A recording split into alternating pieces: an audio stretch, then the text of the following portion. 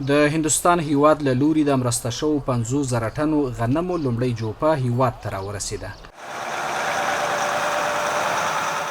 دغه مرسته چې په 240 لاریو کې بار وه، نن په تورخم ښارګوټي کې د طبیعي پیښو پر وړاندې د چمتووالي ادارې مسؤلینو ته وسپارل شوه. د طبیعي پیښو پر وړاندې د چمتووالي وزارت مرستیال مولوي شرف الدین د دغو مرستو د ترلاسه کولو پر مهال رسنیو ته وویل چې په لومړۍ جوپه کې په 240 موټرو کې بار 2500 ټنه د هند مرسته شوي غنم را رسېدلي چې دوی به په اړمنو هیوادوالو وویشي. د ده په خبره چې پاتې 40,000 ټنه غنم به هم ډېر ژر هیواد ته راورسیږي.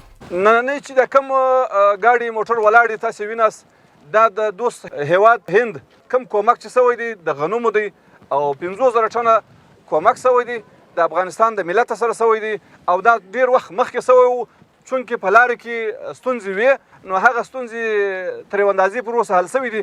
دغه د چې اوس 2,500 ټنه هغه غنم چې د افغانستان سره د هند هیواد څخه کومک سوی و هغه را رسېدلی دی.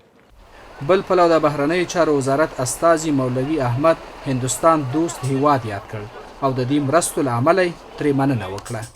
دغسې زه د بهرنیو چارو د وزارت په نمایندګۍ باندې دې نه زه غوښتنه کوم چې تاسې د افغانستان د خلکو سره چې هر قسم مرسته وي هغه ورسره وکړي او د افغانستان خلک هغه د هیره مه وباسئ. او له دې نه زه بیا هم مننه کوم. او بله خبره چې د افغانستان د اسلامي امارت د بهرنیو چارو وزارت په نمایندګۍ باندې د هندوستان د حکومت نه دا غوښتنه کوو چې د په رسمیت پیژندنه کې هم د موږ سره همکاري وکړي. د اسلامي امارت مسؤلینو د غراز د نړۍ له نورو هیوادونو هم غوښتنه وکړه چې افغانستان سره په بېلابېلو برخو کې مرستې ترسره کړي.